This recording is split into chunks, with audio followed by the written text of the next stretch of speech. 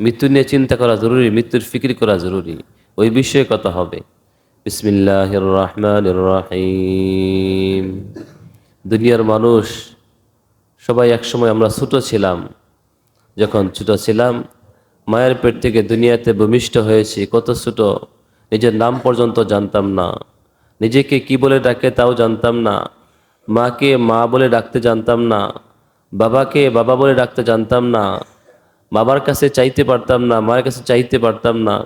কান্না ছাড়া মুখের কোনো ভাষা ছিল না। যখন কাঁদতাম মা এসে দুধ খাওয়াই দিতেন, আমাকে গোসল করাই দিতেন। প্রস্রাব করে ফেলছি, বলতে পারতাম না প্রস্রাব করে দিছি, নিচে ঠান্ডা। কান্না শুরু করতাম, কান্নাই একমাত্র ভাষা ছিল। এই কান্নার দ্বারা মা বুঝতেন আমার বাবু প্রস্রাব করছে, কাপড় পাল্টাইতে হবে।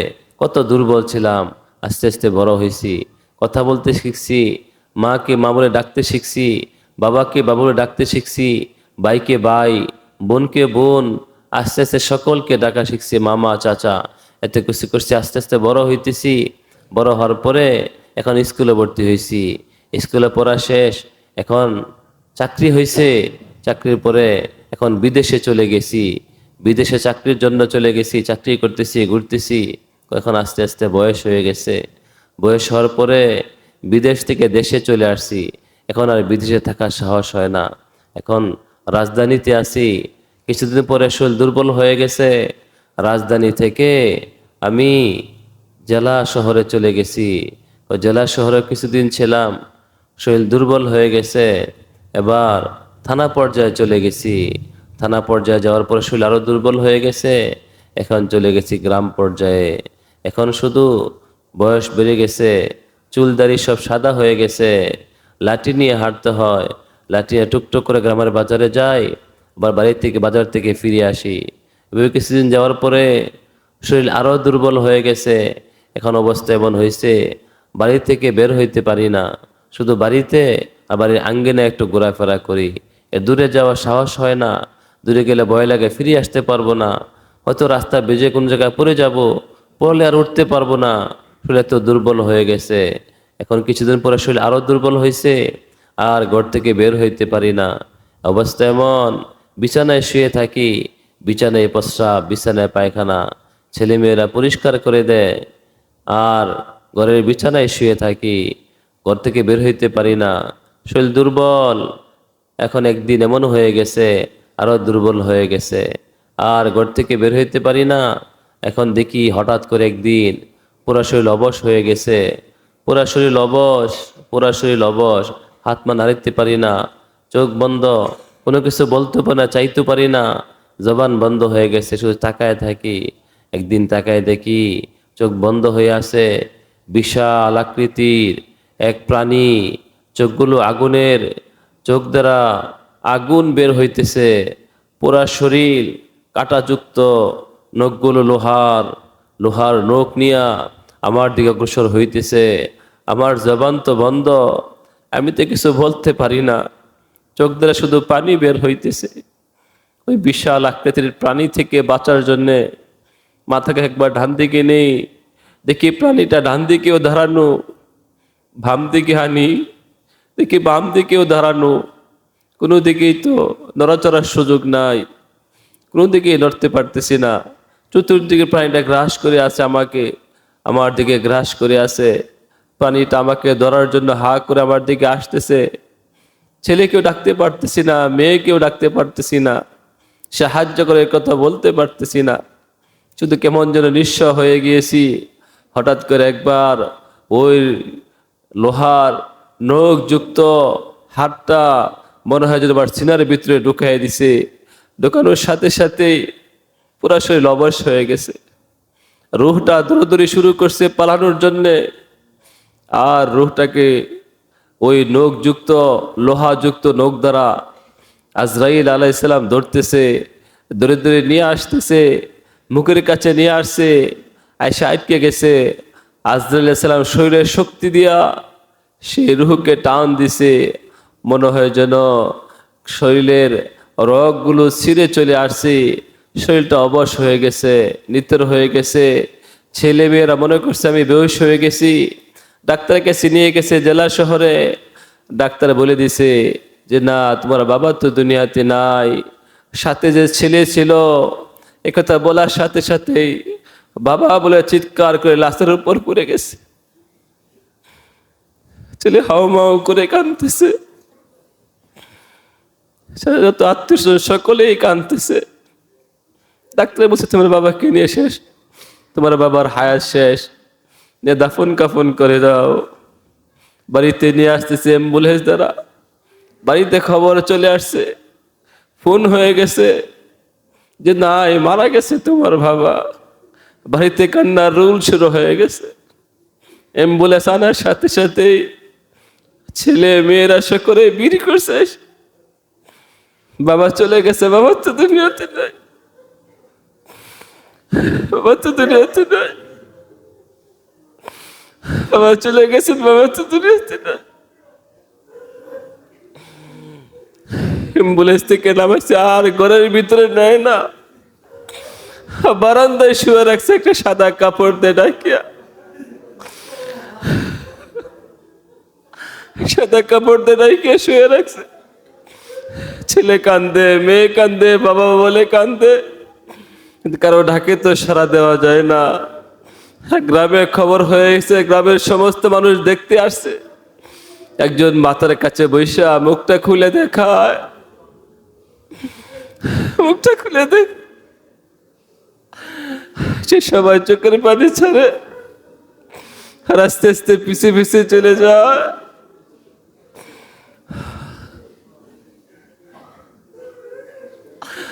ছেলে কান্দে, মেয়ে কান্দে, সবাই কান্দে। সময় নিয়ে গোসল দিছে, 3টা সাদা কাপড় দিয়ে বেসায় বাড়ির সামনে রাখছি। জানাজার নামাজের সময় হয়ে গেছে, সকলেই আসছে, জানাজা পড়াইতেছে। জানাজা পড়ানো শেষ, ঘরের ভিতর থেকে মা বোনরা হাউমাউ করে কেঁদে উঠছে। একবারের জন্য দেখতে দাও, বাবাকে নিয়ে যাবো, একবারের জন্য দেখে দে। সবারই কান্না শুরু করছে। সকলে দেখা শেষ, 4 জনকে কাঁধে করে নিয়ে ছুটছে কবরের দিকে চিরদিনের জন্য। আর কখনো সেই বাড়িতে ফিরে আসতে পারবো না, চিরদিনের জন্য বাড়ি থেকে বের করে নিয়ে যাচ্ছে আমাদেরকে। 4 জন কাঁধে করে নিয়ে ছুটছে কবরের দিকে।